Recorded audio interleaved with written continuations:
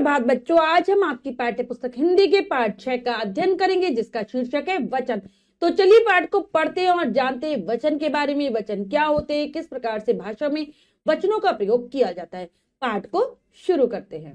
पाठ 7 वचन। देखिए, पढ़िए और जानिए। आकाश में तारे टिमटिमा रहे हैं, कक्षा में छात्राएं पढ़ रही हैं। उपरोक्त वाक्यों में संख्या में एक होने का बोध कराने वाले शब्द हैं आकाश व कक्षा, जिससे हमें पता चल रहा है कि संख्या में एक है। संख्या में एक से अधिक अर्थात अनेक होने का बोध कराने वाले शब्द है तारे व छात्राएं। इनसे हमें पता चल रहा है कि ये संख्या ज्यादा है। रंगीन शब्दों की संख्या का ज्ञान हमें वचन द्वारा हो रहा है। तो बच्चों, रंगीन छपे हुए कौन कौन से शब्द आए थे? आकाश, तारे, कक्षा और छात्राएं। बच्चों, जो आकाश और कक्षा था वो संख्या में एक थे, जबकि तारे और छात्राएं संख्या में एक से अधिक थे।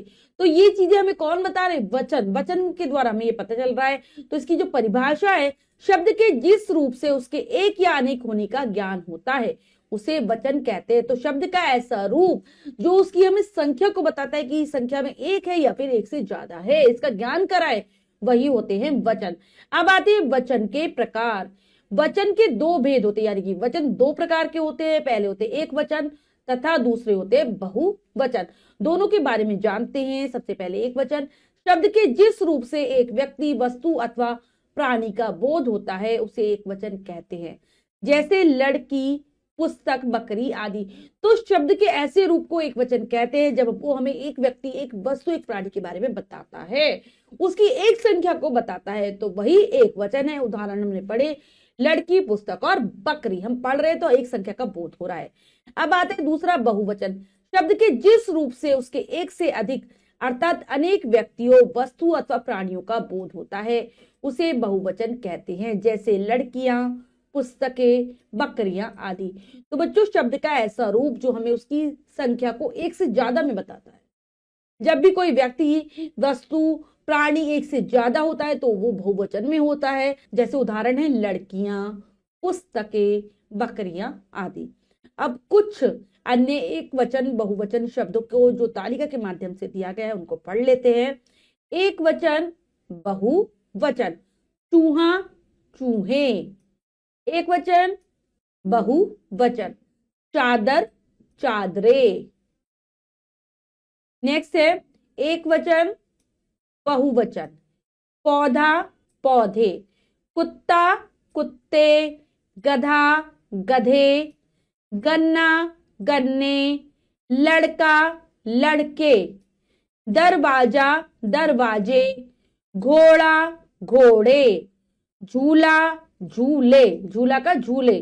एक वचन, बहुवचन। पेंसिल, पेंसिलें। मेज, मेजे। कली, कली का क्या हो जाएगा? कलियां। मछली, मछलियां। मूर्ति, मूर्तियां। परी, परियां। लता, लताएं। कन्या, कन्याएं। तो हमने तालिका के माध्यम से जाना एक वचन, बहुवचन के विषय में। इस तालिका को आप याद करेंगे। अब कुछ और भी चीजें होती है बच्चों, उनको भी जान लेते हैं। यह भी जाने जो कि वचन से संबंधित है। कुछ शब्द सदैव बहुवचन में प्रयोग किए जाते हैं, जैसे। तो बच्चों, कुछ ऐसे शब्द होते हैं जो हमेशा बहुवचन में ही रहते हैं, एक वचन में नहीं होता उनका प्रयोग। जैसे घायल युवक के प्राण निकल गए। मैंने हस्ताक्षर कर दिए हैं। कविता की आंखों से आंसू निकल पड़े। आपके तो दर्शन ही दुर्लभ हो गए हैं। तो यहाँ पर बच्चों जो रंगीन छपे हुए शब्द आए, प्राण, आंसू, हस्ताक्षर और दर्शन, ये ऐसे शब्द हैं हमेशा बहुवचन में ही प्रयोग किए जाते हैं।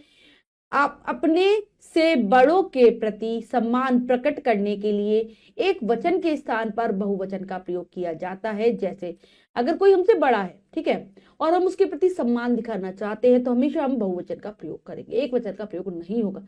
जैसे पिताजी कानपुर जा रहे हैं। नेहरू जी भारत के प्रथम प्रधानमंत्री थे। तो पिताजी को हम सम्मान देने के लिए, ठीक है, क्या कर रहे हैं, बहुवचन। प्रधानमंत्री थे, बहुवचन। था नहीं, सम्मान देने के लिए थे, आदर देने के लिए थे, बहुवचन में प्रयोग है। व्यक्तिवाचक तथा भाववाचक संज्ञा का प्रयोग प्राय एक वचन के रूप में होता है। जैसे जो बच्चों जितनी भी व्यक्तिवाचक संज्ञाएं आएंगी, भाववाचक संज्ञाएं आएंगी, वो हमेशा एक वचन में ही रहेंगी, जबकि जातिवाचक संज्ञा हमेशा बहुवचन में रहती है। जैसे रामायण एक धार्मिक ग्रंथ है, व्यक्तिवाचक संज्ञा एक वचन में है। फूलों की सुगंध मन को छू लेती है, भाववाचक संज्ञा सुगंध भाववाचक, रामायण व्यक्तिवाचक, दोनों एक वचन में प्रयोग हो रही है। तो बच्चों हमने जो भी सीखा है उसको एक बार दोहरा लेते हैं। हमने सीखा के अंतर्गत शब्द के जिस रूप से उसके एक या अनेक होने का ज्ञान होता है उसे वचन कहते हैं।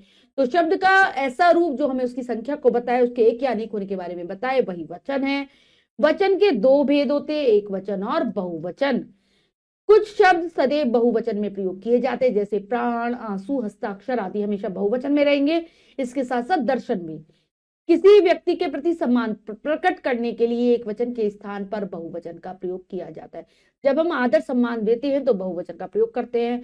व्यक्तिवाचक तथा भाववाचक संज्ञा का प्रयोग प्राय एक वचन के रूप में होता है। जो व्यक्तिवाचक संज्ञा होगी, भाववाचक संज्ञा होगी, हमेशा एक वचन में ही आएंगी। तो हमने पाठ को बच्चों बहुत अच्छे से समझकर पढ़ लिया है। अब अभ्यास कार्य कर लेते हैं। आओ अभ्यास करें के अंतर्गत पहला प्रश्न पढ़ते हैं, करने का प्रयास करते हैं। सही विकल्प पर सही का चिन्ह लगाइए। प्रश्न में 3 विकल्प है, 2 विकल्प गलत है, 1 विकल्प सही है। हमें सही विकल्प को चुनना है, सही का निशान लगा देना है। करते हैं।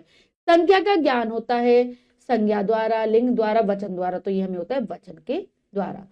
इनमें सदैव बहुवचन में प्रयोग किए जाने वाला शब्द कौन सा है? आग, हस्ताक्षर, पानी। तो हस्ताक्षर हमेशा बहुवचन में ही प्रयोग होता है। नंबर बी विकल्प सही है। इनमें बहुवचन है पत्ता, कारे, चिड़िया। तो यहाँ पर कारे जो है वो बहुवचन है।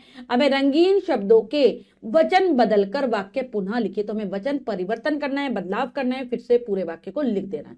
करते हैं। घोड़ा तेज दौड़ता है। तो घोड़ा का क्या हो जाएगा? घोड़े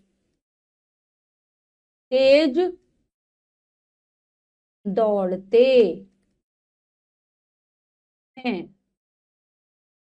घोड़े तेज दौड़ते हैं। नेक्स्ट है आकाश में पतंगे उड़ रही हैं। तो आकाश में, तो यहां पर पतंगे बहुवचन है तो हम एक वचन में कर देंगे इसको। क्या हो जाएगा? पतंग उड़ रही है, एक वचन में हो जाएगा। मोहन अपनी मैली कमीज धो रहा है। तो आ जाएगा मोहन अपनी मैली, यहां तक सेम रहेगा। अब यहां पर है कमीज, तो कमीज का क्या हो जाएगा? बहुवचन, कमीजे।